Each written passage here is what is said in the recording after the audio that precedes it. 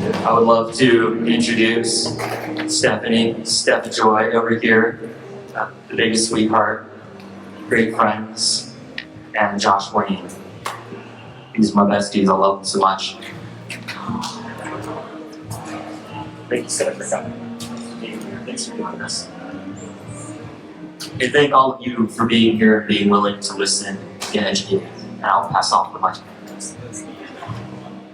Okay, well, we'll do some introductions. So, hey everybody, my name's Josh, and I know a few of you. So my journey we're talking about religion and entheogenic churches and how we can practice our spirituality. And my journey with mushrooms and psychedelics started 12 years ago when I was actually 16.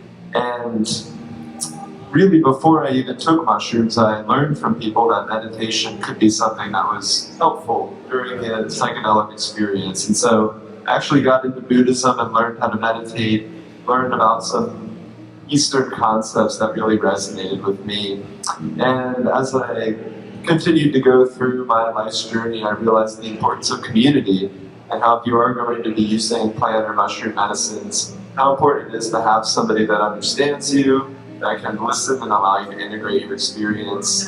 And so really I'm grateful that we're able to talk about these topics today. And mushrooms and other plants, like got this little mint plant here.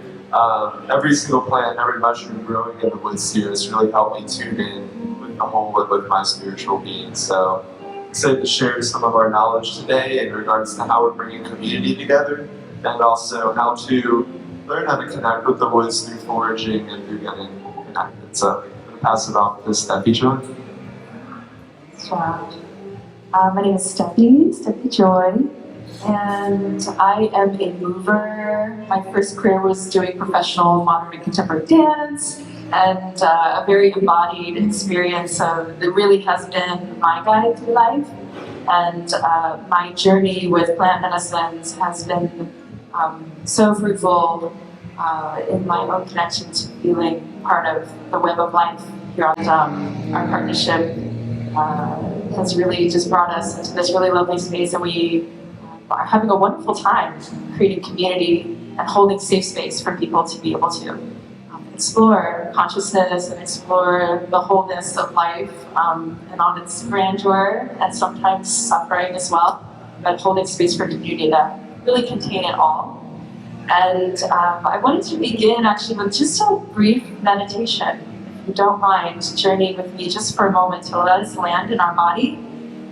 So I invite you, you don't have to close your eyes, but maybe just take a few moments to go within yourself. A moment to let go of everything outside.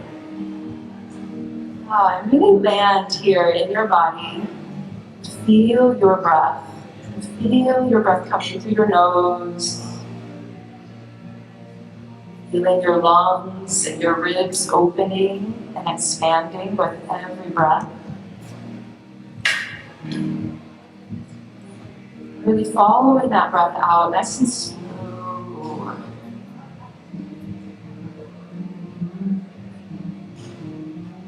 And just on these next few rounds of breath, and taking a moment as you breathe, imagine your next breath as if it were going to go all the way down to your feet and to your toes. So just take a moment with your inner space to have a moment with your feet. And go ahead and send a moment of gratitude down to your feet, your toes, your legs that propel you through life. And just have a moment of gratitude. And let the next breath, focusing it down into your belly, into your pelvic bowl, the space where we process not just the food that we take in, but also process life. Having a moment of gratitude for this deep bowl of wisdom in our gut, this universe of microbes that lives there with us.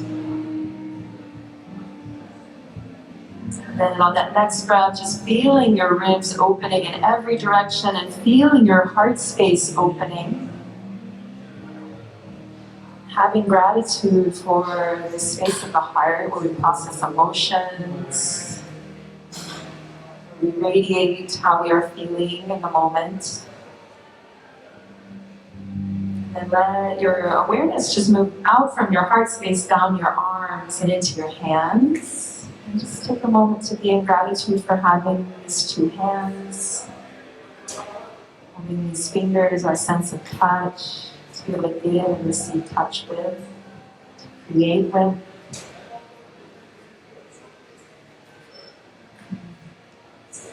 And then that next breath, see if you can make the breath go from your belly to your heart, up to your head. And then starting to bring and open our lens of awareness beyond ourselves into our collective web.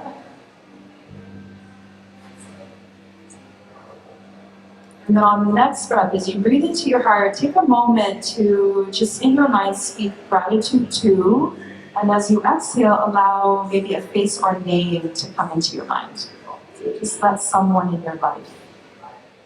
And send this person gratitude.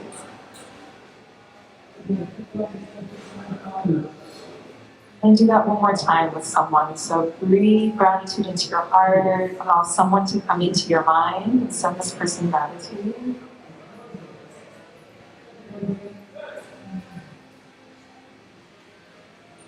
And then on this next breath, I invite you to take a gratitude for your body, for your life, for your unique spirit, the gifts that you bring to the world, that you bring to others.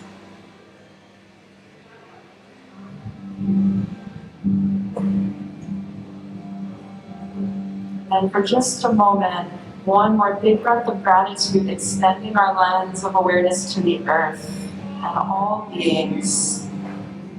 Maybe even think of a beloved place that you hold dear in your heart. These beautiful landscapes, the mountains, the oceans, the rivers. Just maybe take a moment to be in gratitude.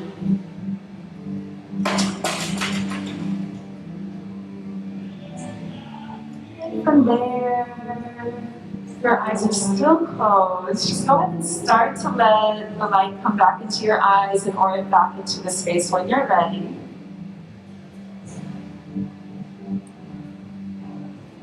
Just take a moment of basking in gratitude. So now, after we've all landed in presence with gratitude, the beautiful thing about gratitude is it pulls you directly into the moment. It's really hard when you're thinking about other things if you're like just right here being grateful.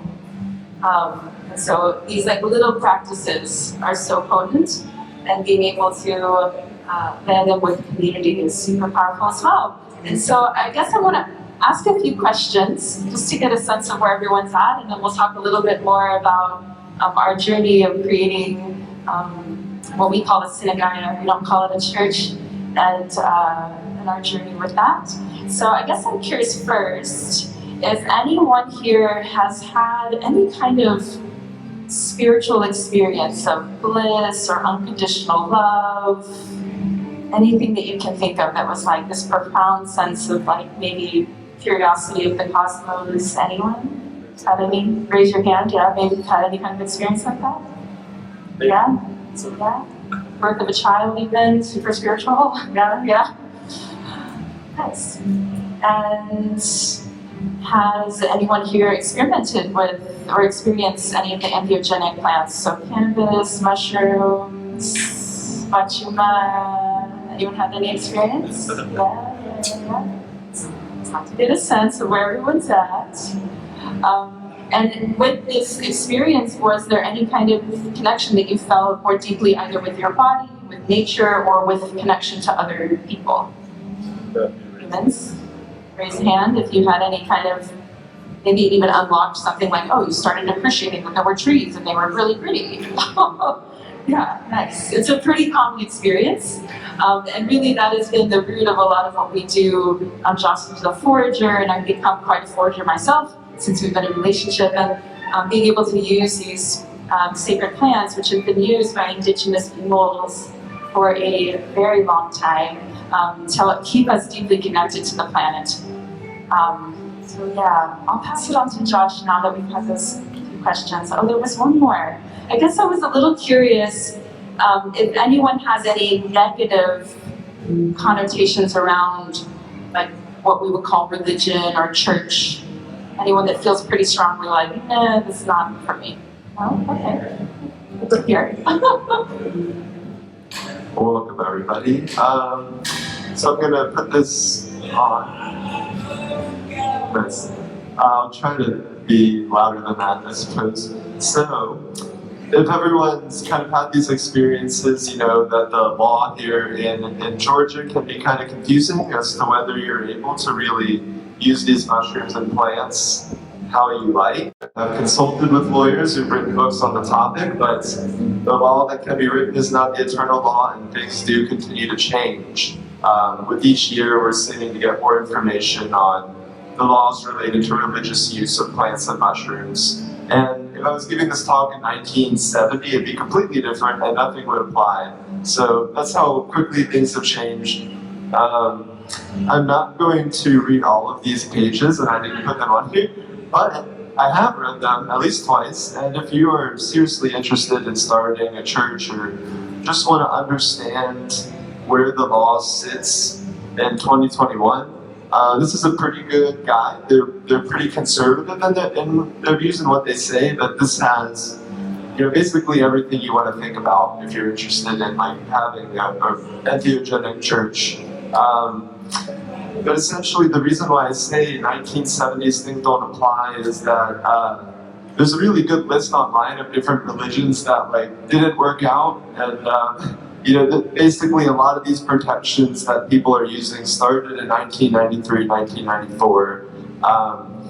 Basically, there was a Supreme Court case that said the religious freedoms don't necessarily have to apply it a certain way, and Congress wasn't really excited about that, so they made the Religious Freedom Restoration Act, which basically says, if you're practicing your religion, anything that you need to connect with God, Buddha, Tao, Gaia, whatever it is that you see on a similar level, they'll have to ask, are you sincere in your religious beliefs? So, if you're using plants and you're using mushrooms and you're saying this is part of my religion, they would say, are you sincere? And how would you prove that?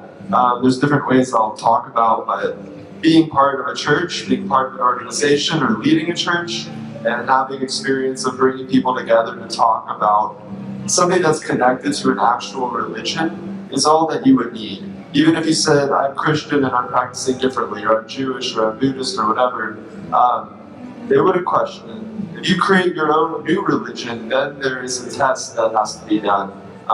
So for our group specifically, we call ourselves the Syncretic Buddhist and Taoist, along with Gaian Buddhism, Vegetalismo, and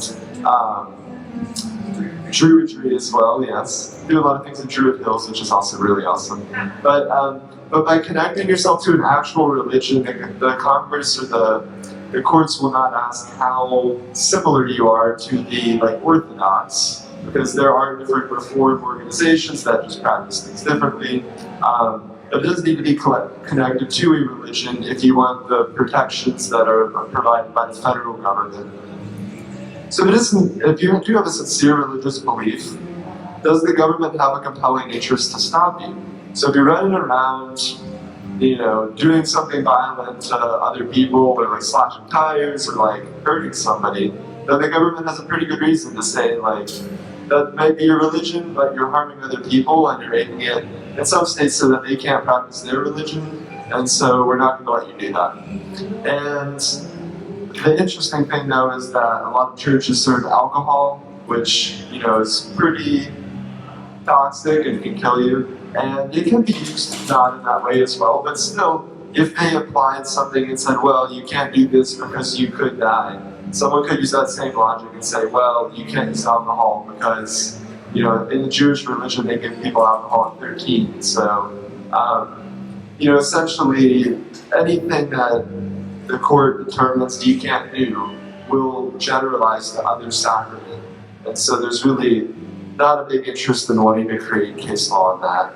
And then the last one is this the least restrictive means of furthering a compelling interest? So there are groups like was Soul Quest in Florida that has the DEA like basically said we don't even think you're a church or we don't think you're religious, but we're just not going to let you import ayahuasca. And so even though they know they use ayahuasca, they know people are using it in some like documentaries, there's been no arrests for using that. They're just saying we're not going to let you import it.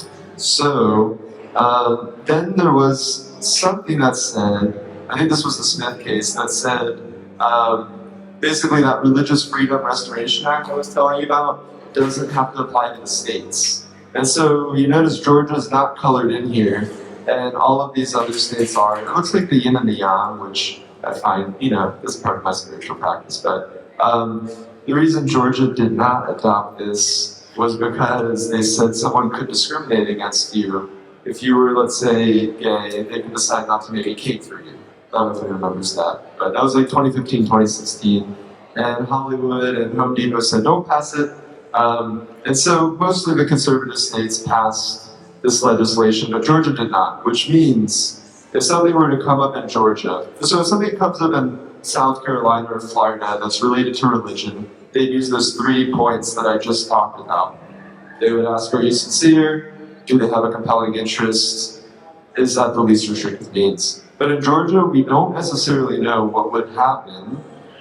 However, we do have the Constitution. And so I'll pull in why I think if something were to occur, it would be a constitutional right that we have. So basically, I'm not going to go too far into this, but this guy Myers said that he was part of the Church of Marijuana when he got arrested for marijuana. He said he had a lot of people that were members, and he said his holy book was The Emperor Wears No Clothes. And so by Jack Herrera, which in the book says, like, this is not religious. And so the court was like, well, the book says it's not religious. You're not. And he was Christian, but he didn't connect it with Christianity. And so because there was no connection to an actual religion, they found like 14 things to say what Myers was doing was not a religion. And here's 14 reasons why. So that's what I'm saying. If you want to start a church or what we call synagogue, or you want to start a new religion, you need to pass the Myers test, which is often, I took it off of the slides here, but whether you're like having congregations, whether you have a creed, whether you have beliefs, what you're wearing, how you're dressed, like those kinds of things.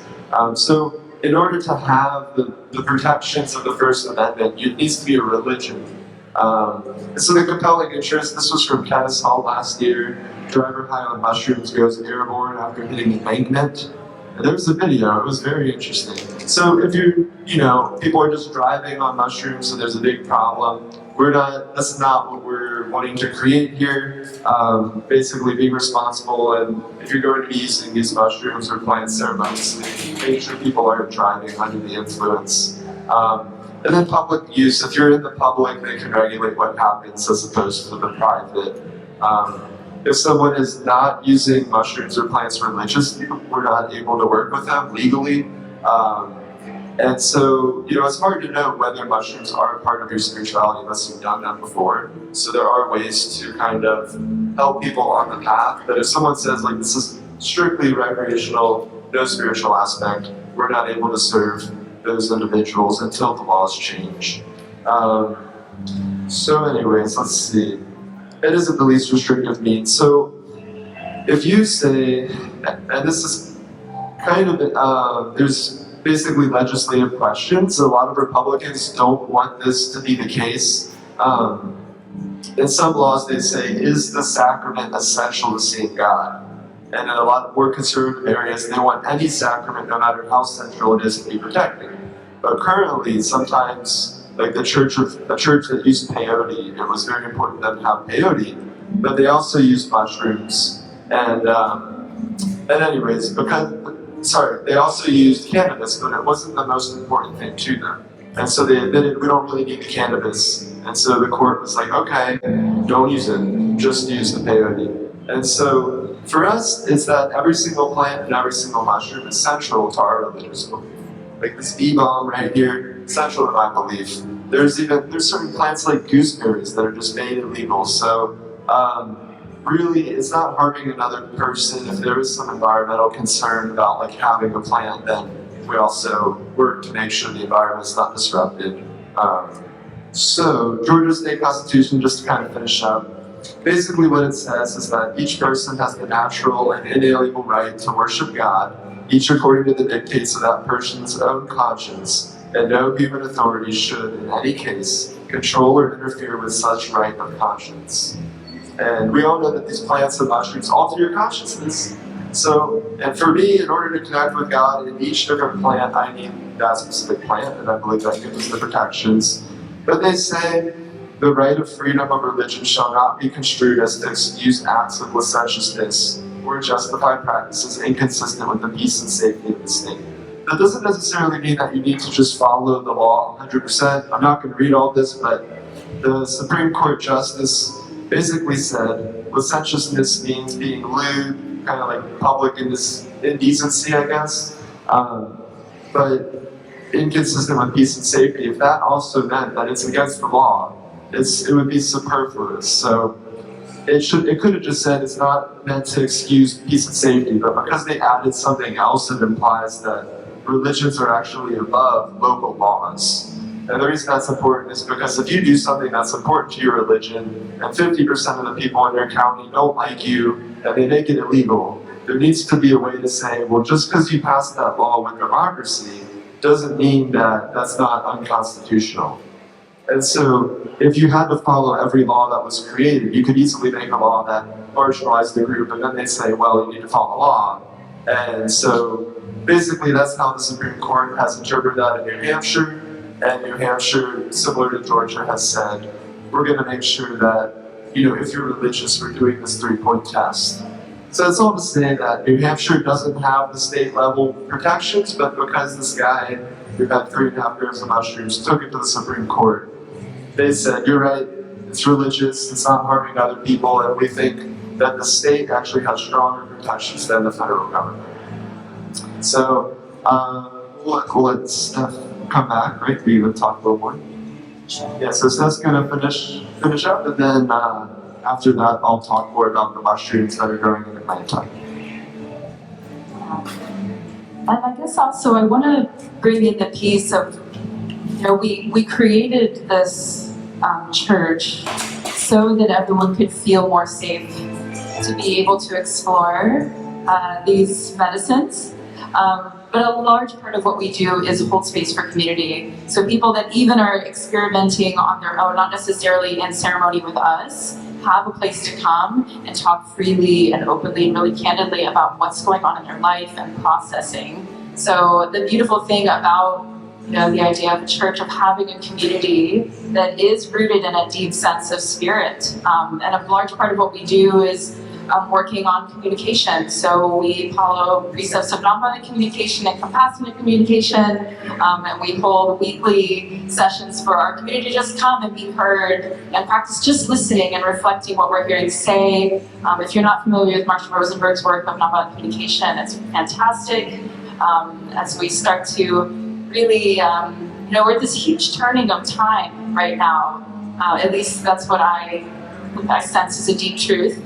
And there are a lot of old structures, including these older religions, that really are not serving the needs of the moment. And the beautiful thing is that through, at least in this country, we do have the capacity to start to kind of reimagine what religion can be, and really like how we can be more connected with each other, really fostering our ecology with our ecosystems and how we can support that. And we're also experiencing species collapse, and there's so much going on. So it's like, if we can start, it's easier to do in community for sure. But as we're kind of starting to compost, like the mushrooms, the old ways, like how can we start to see these new ways, not only for right now, but for, generations to come. And, really what we do, and a lot of people that may not be an official religion, but a lot of communities that are based in this deep spirituality with the planet. And it is just like such a wonderful journey. If you're already interested in mushrooms, a lovely entry into this is doing some of our hikes. I also bring in embodiment work, so I've been teaching yoga for a long time, and I'm very much into authentic expression. And that's another thing. A lot of our traditional churches were like sitting down and just listening to someone talk. And our education is that way too. And so we become extremely disembodied, like from our earth experience in here. And so a large part of what we do is also bringing movement in. So we meet in parks, and we move our bodies around, and we orient with the directions. Like, how nice. Most of us have no idea which way is east and which way is north right now, do we? Yeah, it's not very common. So that's like a little taste of what we do and what we offer as community. And we do offer regular, like we do a Thursday night experience where we walk parks and we hang out and hold space for each other. We do a potluck. And yeah, we're starting to extend our offerings. Of course, we do one-on-one ceremonies with people that are interested in journeying in. So even if you're like, I don't know if this is my spirituality, but if you like are interested in that entry, we can like help that journey. We do plenty of people in the community that have used this just for their own medicine, getting off of antidepressants and things like that. So there is really a potent, and of course, once you are able to come out of darkness like that, it's like a whole new world. So that's what that is. You want to add something else? Oh, you want to get the needs check? Sure. Yeah. Let's see. How's everyone doing on the bathroom? Anyone got to like really leave and go to the bathroom, or how's y'all? Oh, okay. So we like to do a needs check-in just to feel where everybody's at in the community. And so we have this thermometer technology. It's kind of like a group experience where if your need is feeling really met, you'll go like this, and if it's not met, we'll go like that. I'll give some context. So essentially with nonviolent communication and the way that we see the world is that all humans have fundamental needs: food, shelter, water, rest, exercise, etc. When those needs are not getting met, we feel bad. And when those needs are getting met, we feel really good. And so instead of diagnosing like with disorders, we tend to just focus on the needs. And we say that the whole community knows whose needs are getting met and whose aren't. We're able to actually help each other out with empathy, with understanding. Seeing a friend who's tired and hungry, you can understand why they're acting in the way they are. So that's one of the practices we do. Before we do the needs check-in, I wanted to mention, in terms of our beliefs, we're based in Taoism, which says the Tao that can be told is not the eternal Tao. And so what that means is that we're not too stuck on words. Though in order to protect our religion and our practices, we need to have something written down. So if people do join and become partners, we work with each person to come up with what is your religion that you believe in. And it can be connected to Taoism or Buddhism, but to really have written down what do you need to meet these needs. So if you have specific religious beliefs on food, or certain plants or mushrooms, or certain behaviors that you do, that's how we empower our partners to come up with what is it that I need, so that if it comes to it, it won't be questioned, and we won't be going to jail for a specific mushroom. So anyways, that's how we check in with the needs. So how are y'all doing on food right now? This is I'm feeling full. This is like pretty hungry. How are we doing? All right, so we're pretty hungry, huh? So we're full. How are y'all doing on water? This is like I'm really hydrated. This is like not at all. Alright, so let's go use water there. There's some water just tap right there too. How are we doing on exercise and like physical movement today? Feeling good? Feeling alright? We can do some more. How are we doing on sunlight and fresh air? Getting vitamin D, getting some fresh air. Right. Alright. What about safety? Are y'all feeling safe here today? Hopefully this talk makes you feel like, oh yeah, way safer. Yeah. What about warm community and like connection? This means like I'm feeling really connected. This like I could use more community. Alright. Oh, it's going down. No.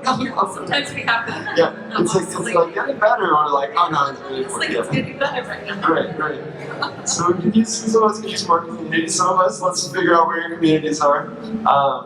What about the need for understanding, to be understood by ourselves or another person? How are y'all doing on that? All right, doing pretty good. All right. What about the need for leisure? I hope that's what we're here to do, just kind of leisurely chilling. but right. What about freedom? The need for feeling free and having autonomy. How are y'all doing on that? Free? Oh, cool. Okay. Yeah, that's okay. It is what it is. Right. And then the last one we've been adding is the need to connect with the divine through mushrooms, through plants. Like, are y'all able to connect with the spirit through these mushrooms and plants? Or do you need another experience or another? Yeah. And last one we'll do is creativity. How are you feeling on creativity? All right. So that was a little needs check, and that's a little taste of what we do for our synagogue. The point is that we're coming together. We have different backgrounds. We have different experiences. I have a different heritage. Steph has a different heritage than me. And our goal is to allow people to bring in their ancestral practices into community to check in with what's alive in us and help each other meet our needs. So that's it for our synagogue. Steph, you want to finish? Yeah, I'm just going to invite a moment, since a few of you have been sitting for a while, maybe for everyone to just stand up for a moment. And we'll just kind of close with a final little experience, a little meditation. And I just want you to feel, let yourself be on your feet, unless you have something going on. If it doesn't feel good, just stand up, feel you have to. It's an invitation. Yeah. Nice. And if it feels good, just go and let your arms relax down by your sides, and we're all just gonna take a big breath and let our arms sweep out and up. So deep breath in. Nice. And then we're gonna do what I call the seaweed sway. We're just gonna kind of open our sides and be like seaweed. Nice. This is actually really good for your back. We don't often lift our arms overhead unless we're at a concert, which is can be super spiritual in itself. Nice deep breath in. I wanted to sing today, but Josh wasn't ready for it. So deep breath in. Then we're gonna let our arms come down. Yeah, and then give yourself a little hug. So just let your arms come around and lift your ribs, and then kind of move a little side to side here. More side bends. And even you can close your eyes and just kind of internally to yourself. I do encourage you to just kind of speak to yourself like, I love you. Yeah, just have a moment, giving yourself a little self-love. Nice, and then release your arms, and then I encourage a little shake. So we're just gonna kind of shake our shoulders. If you can get your butt involved, that's kind of nice too. Make sure you bend your knees. Nice. And then I'm gonna encourage a peace mudra. So peace mudra, your right hand is on your chest. I can't do it with my, and then the left hand's on top of the right. Yeah. And then close your eyes for just a few more moments. You're gonna come back into yourself. So this mudra, which is like yoga for the hands, helps us connect with peace. And again, there aren't a lot of places and spaces that are cultivating peace right now, so we're going to do it here. So just feel your awareness again go down to your feet, soften your knees a little bit, and just imagine your feet are growing roots down into the earth.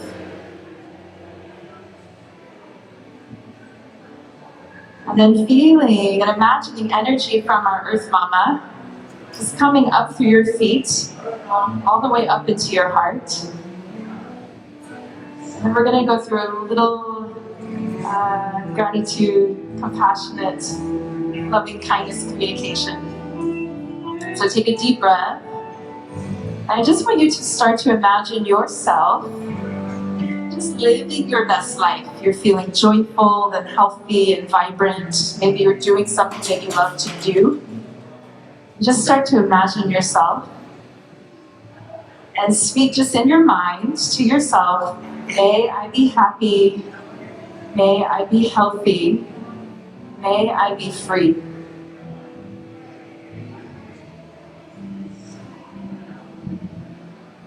And then maybe as you breathe in again, bring someone that you care for into your mind.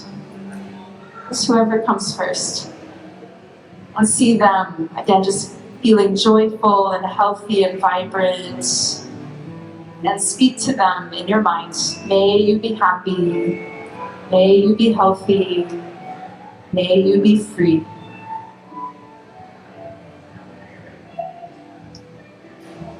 And then I invite you to bring someone into your mind that's maybe more neutral. Maybe it's like a neighbor or a coworker or just someone you see around. And And let an image of them come to your mind, again, feeling vibrant and alive, just living their best life. And speak to them in your mind. May you be happy. May you be healthy. May you be free.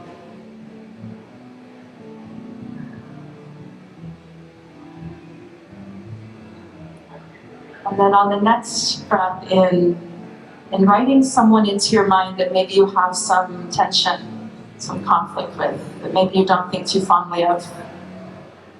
And go ahead and imagine them vibrant and healthy. And speak to them in your mind. May you be happy. May you be healthy. May you be free.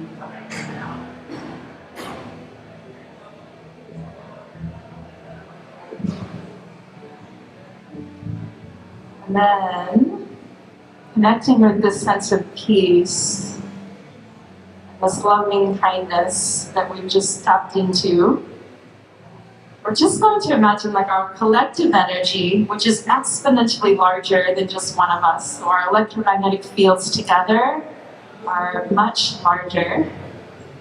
And so we're going to beam this bubble of peace into our city. And I'm going to invite you to take 3 sounds. Now you can either just hum the sound and keep it inside of you, or we're going to say shroom 2 times, and then we're going to finish with an om, the sound, the universal seed sound. Sounds connecting with the universe. So just take a moment to settle into this peace. And so a deep breath, we're going to do 3 sounds. We're going to say shroom 2 times, and then om the last time. So deep breath in.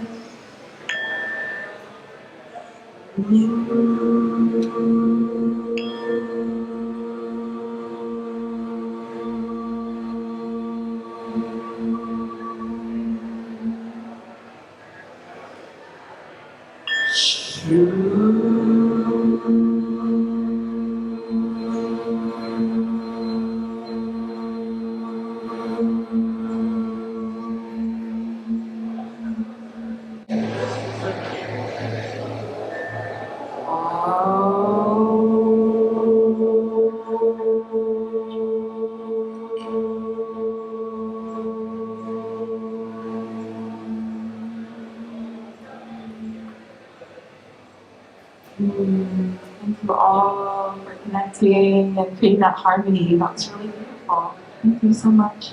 I guess if anyone has any questions real quick before we finish. Yeah. Questions about it. Talk about foraging. Yeah.